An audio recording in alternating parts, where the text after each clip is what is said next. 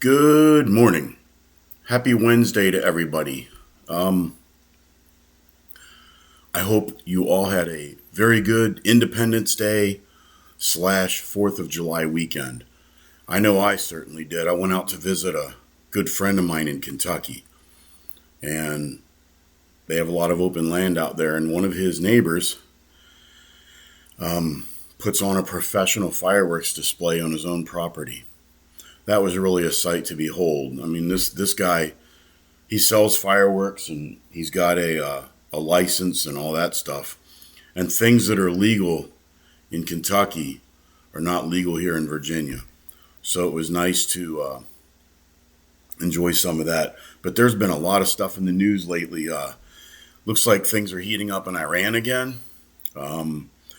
The the heir apparent Democrat nominee for the Senate in Maine, the Nazi guy with the Totenkopf tattoo, who I think he's described himself as a communist before too. Now, a former female acquaintance of his came out and accused him of the word that rhymes with grape without the G. So now some of the other Democrats who endorsed him are turning back from that. Now they're not so sure they want him to be the nominee. So is it because they really worry about his integrity, or are the poll numbers showing that he might not be able to beat Susan Collins? They really, really, really want to get another Democrat in the Senate. They're really pushing to have a majority. And I guess in their eyes, a Democrat who's a Nazi is better than a milquetoast Republican like Susan Collins, who's not exactly a right-wing MAGA by any stretch. She's about as milquetoast as you can get. And speaking of the U.S. Senate, we now have Mitch the Turtle McConnell, who apparently is taken ill and reportedly is brain dead. His wife got on a plane and went over to China a couple days after he went in the hospital, and she's meeting with the one of the Chinese vice presidents. Well, her father is a Chinese billionaire. Her name is Elaine Chao. She's obviously a Chinese woman, but she's married to Mitch McConnell, has been for a long time. I believe she used to be transportation secretary. I'm not sure if that was under Biden, no, or if it was under, might have been under George W. Bush or maybe Obama. I don't know. But I know she was a cabinet secretary before. So that was kind of a little bit weird. And then here in Virginia, we've got all this stuff going on about the so-called assault weapons ban, which really doesn't ban anything that is even close to an assault weapon. The court, they've had judges put an injunction and then it went away and then it came back, and the Attorney General, Jay Jones, otherwise known as Two Bullets, he's having issues, and it seems like he's not going to win in court. Meanwhile, the people who sell firearms, the FFLs, the gun stores, they're afraid of getting in trouble, so they're abiding by the restrictions with the new laws and everything. I think in that regard, in Virginia, people say you're going to see massive civil disobedience. I don't think it's that. It's more like massive noncompliance. Obviously, the gun stores are not going to sell anything that is illegal. But I think people who already have them are just going to mind their own business. They're not going to do anything differently. And, of course, what happens after July 1st, we've had some shootings, and the Democrats, they won't take any blame for the revolving door justice system. They won't take any blame for not voting for stricter punishment of, people who misuse guns in crimes. They want to disarm the people who are not the problem. I live in a red county in Virginia, and it's probably one of the most heavily armed areas of the whole state. We don't even have a police department. We have very low crime out here. So obviously it's not, armed people are not the problem.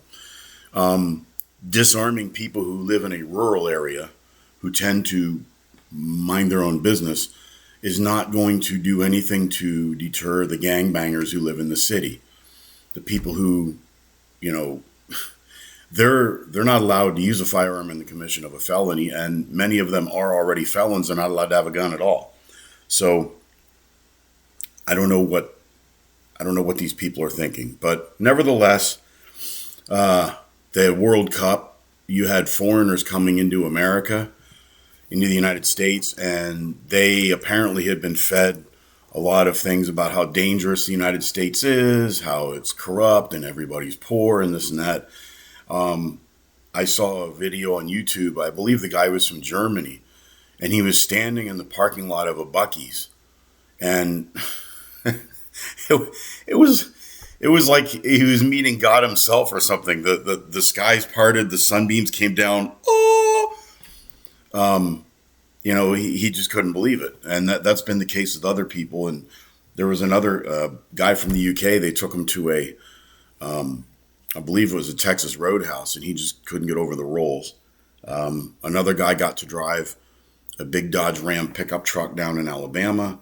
There were some people in Louisiana, and they got to enjoy some Cajun cooking. And a lot of people were just blown away because their media were lying to them about the United States. Other people in their country were lying to them about the United States. And then they came here and they thought, oh, these Yanks ain't so bad after all. That was kind of interesting. Something else that I experienced regularly after living in Germany and experiencing the Autobahn and then driving in the United States, I took a trip. It was about 370 miles each way through a couple different states, and I got to see the idiocy of American drivers, people in the left lane. Nobody's around. They get on the highway and they get right out in the left lane and they just set their cruise control and they go to sleep. And then everybody's passing them on the right. And then, of course, you come into an area where there's merging traffic, where you've got the slowpoke in the left lane. You try and go around them on the right lane. Then there's somebody coming on the highway. So then you got to go really, really fast, which can be dangerous, passing the guy on the right to get back over. Or you have to drop down and lose your momentum and then get stuck behind the clown again. I kept noticing this a lot. And it seems like our cars get smarter, and yet drivers get dumber. It's like with our smartphones, phones get smarter. People have more access to information now than they ever did. You have more information in the palm of your hand than many people had in an entire building called a library. But yet people seem to be far less informed now than they were in the days of the old Dewey Decimal System, when you had to go to the card catalog and look up a particular title, and it would tell you, it's in 300.005, and you had to go up in the aisle to find the book. And then you had the reference section, which was encyclopedias and things like that. Many times we had to do that for reports for high school and college, for term papers and whatnot. Nowadays, people have the information in their phone, and yet people don't know shit. It's just, but anyway, I noticed I was on my way home, and I drove. Virginia I saw at least like 50 state troopers when I left, and then I got into West Virginia. I saw one at one of the toll booths on the West Virginia Turnpike. Didn't see any other cops anywhere else. Then I get into Kentucky. I passed one. He was going the other way on a 2-lane road close to the end of my destination. Then on the way back, I went through part of Ohio, and I saw 2 state troopers, and I saw a local police officer. My Waze app, which I highly recommend using when you drive, says police reported ahead. And yeah, they were there. Then I crossed into West Virginia. I saw one again at the toll booth parked the whole way through West Virginia. And one thing that was kind of weird about West Virginia, they kept having, it said work zone. It said, the speed limit was 70 and it went down to 55 or even 50 and then back up to 60 and then back up to 70, then back down to 55. It kept saying work zone. There wasn't anybody working. So I'm not sure. It said work zone when flashing. Some of the lights were flashing, some weren't, but there was not a damn highway worker anywhere on Friday or Sunday. There were no workers present. So does that count as a speeding infraction? I don't know. I know in Michigan it says work zone speed limit enforced when workers are present. But in West Virginia, it didn't say that. It just said work zone. I don't think they had any cameras set up or anything, but everybody was pretty much still hauling tail through there. Then I get back into Virginia on 64.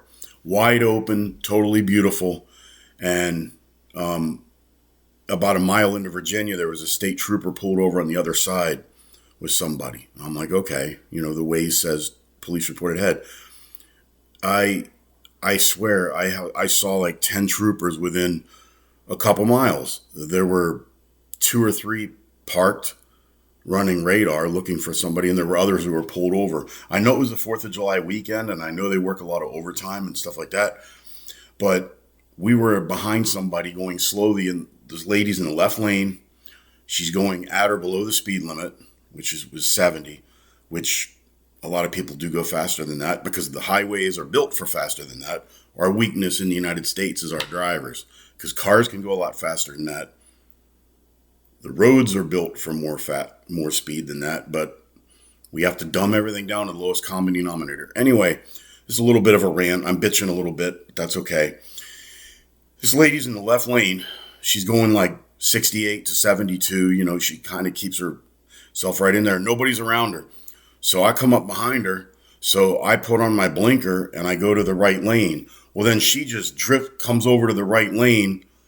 No signal or anything. I didn't blow the horn. I didn't have road rage. I just went, ah. And so I slowed back down, and then people were behind us, were stacked up. I had people riding my tail because of what this lady was doing. Well, then she moves over. Now I'm stuck behind her. 2 other cars went really fast past me. I get out behind them, and I passed this lady, and I moved it up to a pretty fast speed. I got around her, and I got back in the right lane, and I slowed back down. I had my cruise, I had 76 or something like that. And those people were going faster because they had been bottled up behind her. So now they're flying. And then all of a sudden it said police reported ahead on my navigation. And then the guy in the blue SUV, he got popped. He was probably going 87, 88, which in Virginia is considered reckless driving in a 70 zone. So the state trooper who was in the median pulled out, flying after, pulled him over. Then it said police reported ahead. There's another one in the median on the left side. I'm like, wow, they're everywhere. And then it said police reported ahead. And then there was one down on the right-hand side sitting in the grass over on the right-hand side where you wouldn't think you would see them, right as you crest a hill. And I'm all for highway safety. I'm very pro-law enforcement. I even used to be a deputy sheriff long, long time ago. But I keep hearing how they say that there's a shortage of troopers. Well, if you ever drive through Virginia, it sure as hell doesn't seem like it. Seems like we're one of the most heavily policed states in the country. Now, I'm not jamming on the police. They're supposed to enforce the laws. I get it. But why the hell do they not get after these people camping in the left freaking lane? That is more dangerous than somebody speeding because it gets people bunched up. It's like an accordion. Then I get on Interstate 81. It's like an accordion. You slow down to almost a stop. You think there's an accident, and then it opens up again. Then everybody's running 70, 80, and then it bunches up again. And when you're going over these hills, you look way up ahead, and it's all clear. And then you see this big cluster of cars, and you've got 2 people riding side by side for several miles. Nobody wants to get out of the left lane. They don't want to. It's like you pass and you move over. And if you ever drive in Germany, you learn the rules of the road very quickly. Germans come out of the womb knowing how to drive. But I thought that was kind of bizarre. I'm just ranting a little bit about that. Interstate highway traffic is supposed to be safe, smooth, swift, and efficient.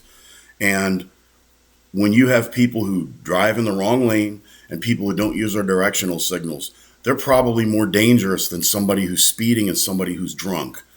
And when the state police superintendent goes on TV and does a public service announcement, they always say stuff like, don't don't drink and drive, obey the posted speed limits, wear your seatbelt. Great. But why do they always fail to say, use the left lane only for passing and then keep to the right? Allow faster traffic to pass you. And they never say, always use your directional signal. Because you know what? Other drivers are not clairvoyant.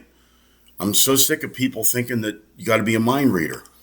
And after living in Europe, well, Germany, and traveling throughout Europe, I think that Germans, they view driving as an art form, like fine horsemanship.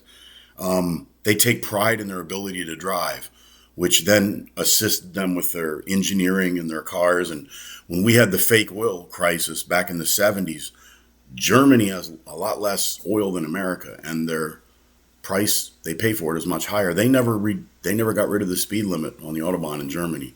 They have sections where it's restricted, but they never cut their speed limit like the United States did. We did that in 1974, and for about 11, 12 years, 55 was the speed limit across a country as big as the United States. I remember I was 15 years old in 1980, and we drove from El Paso, Texas to Flagstaff, Arizona, and it just felt like it was going to take forever. If you drive across Arizona, 55 is like Chinese water torture on Interstate 10. It's like, why? This makes no sense. But I think that destroyed the driving ability and the driving etiquette in the United States, because our speed limit used to be 70 or 75 until the Arab oil embargo of 73, and then the double nickel being adopted in 74, which was unconstitutional. They did an end run around the 10th Amendment by saying that if states didn't lower their speed limit, they were going to lose federal highway funds. The Supreme Court should have struck that down. Speed limits, drinking ages, things like that are supposed to be done by the states. If Michigan wanted their speed limit to be 75 and their drinking age to be 19, the federal government should have zero say-so in the matter. That's why we have states in this country. But anyway, Ronald Reagan ran for his second term, and he promised to get rid of the 55-mile-an-hour speed limit, which he did. He said, let it go back to the states. Well, that's where it should have been all along. So they raised it to 65 on rural interstates. But ironically, Ronald Reagan was behind making all states go to 21 for the drinking age. When I was under 21, states had different drinking ages. I could drink in some states and not in the other. So that was kind of that was hypocrisy on the part of Ronald Reagan to do that, saying that states should be able to set their own speed limits, but he was in favor of all states being 21 for drinking. Then in the 90s, Bill Clinton came along, and with the DUI standard of being .10 in some states, it was .08 in other states. He was in favor of forcing all states to move to .08, which they all have now. Some might even be lower than that. But, we have this, it seems like when government fails or doesn't do something right, they want to get more tyrannical with it. And part of living in a federal system with the 10th Amendment is that some states are going to do things better than others. But you know what? That's why we have states. Trying to do a one-size-fits-all thing from D.C.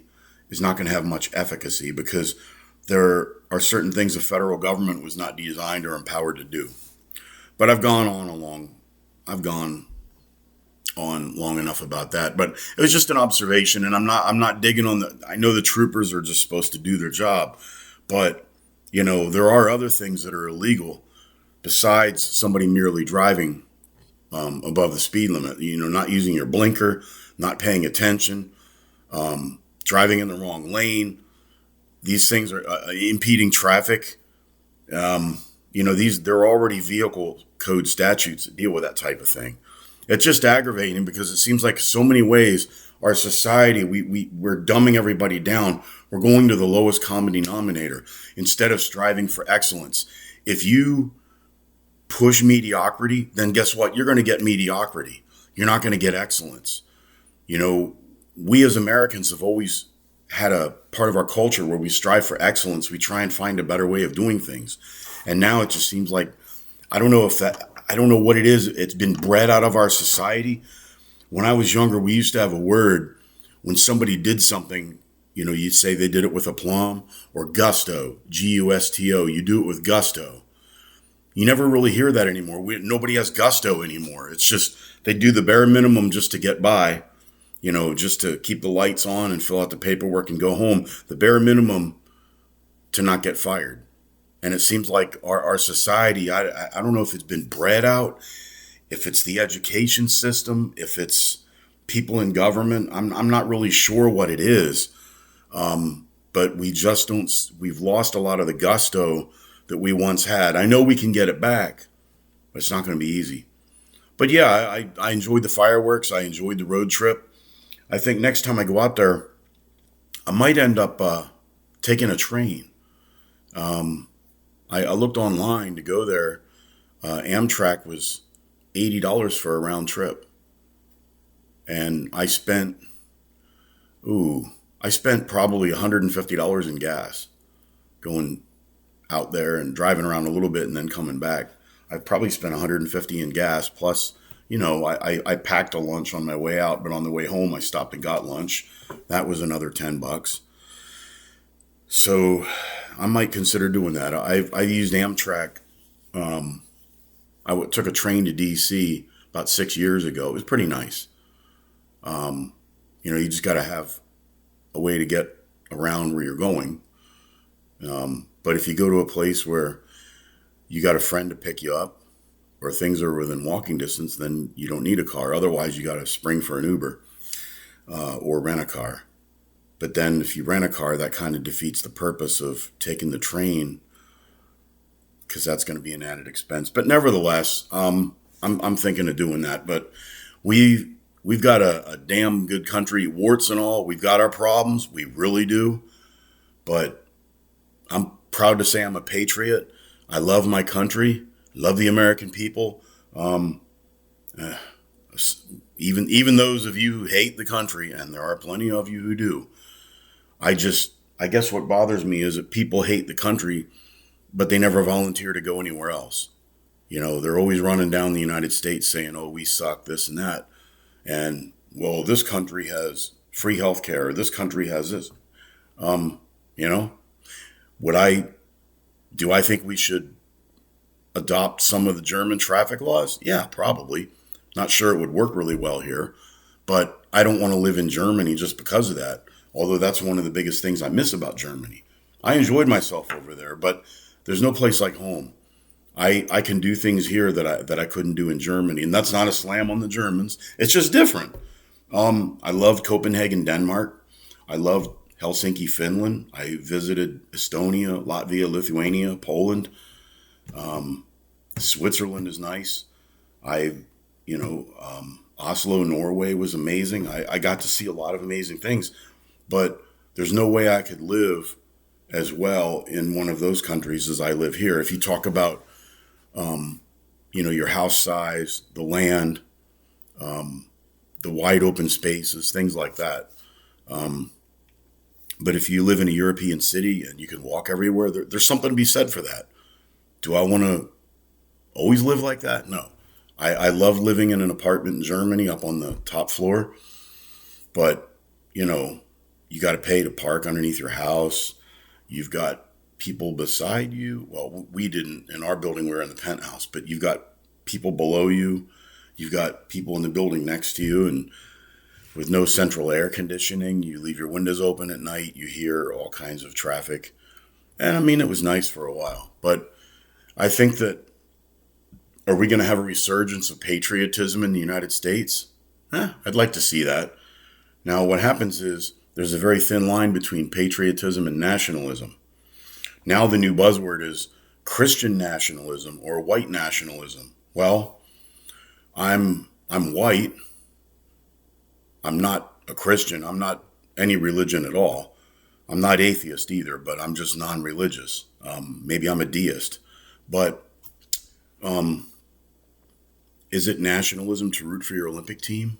Is it nationalism to fly a flag in front of my house, which I do? That's patriotism. Well, there's a very thin line there. I guess a patriot loves their country, but is not afraid to question their government. A nationalist might say, well, my government is always right and screw everybody else. I don't know. But if you're a little bit of a nationalist and you're white, you're not a white nationalist. If you're a black man and you're a nationalist. That doesn't make you a black nationalist. There are people who are Christians and who might be a little bit of a nationalist, but they're not a Christian nationalist, thinking that the United States should only be a Christian nation. It's kind of, you can get off in the weeds. But that's what I'm doing in this video. My mind right now is like a squirrel. I'm like chasing a squirrel around in my backyard with a tennis racket. So, but that's enough of a rant for today.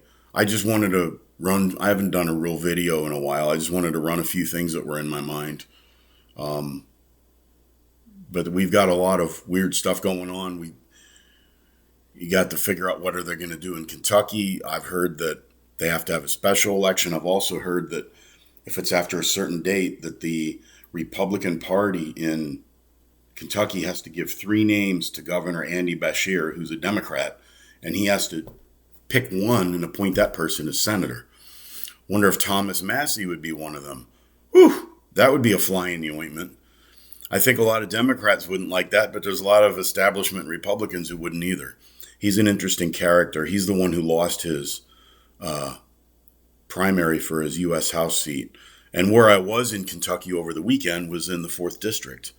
And some of the people there really liked Thomas Massie. Most of the people didn't even know who he was. They weren't politically involved folks, but a couple people didn't like him. So that's kind of, they said he was a grandstander and he always wants to be the guy who's against everything. And that's how he gets his popularity. And it was interesting to hear somebody in his own district say that. And of course, one of the guys said to me, he said, well, look at the clowns you guys have in the Senate. And I'm like, well, that's true. It's kind of hard to hate on Mitch McConnell when Tim Kaine and Mark Warner are my senators. And hopefully Mark Warner will be unseated in November. It just depends on whether the Republicans have the gusto to nominate somebody in their primary, which is August 4th. There's 3 people on the ballot. Nominate somebody who can take down Mark Warner. Mark Warner said he would serve 2 terms, and now he's looking for his 4th. And if you ever notice, whenever he's doing videos or he's always got a drink in his hand. And I don't think it's bottled water, but yeah, he probably runs up a hell of a bar tab, but he can afford it. But anyway, we live in some interesting times, but you know what?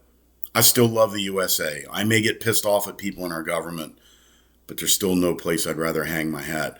I love everybody from different backgrounds. I've been to like 30 countries on 3 continents. I enjoyed myself, but you know what? There's no place like home.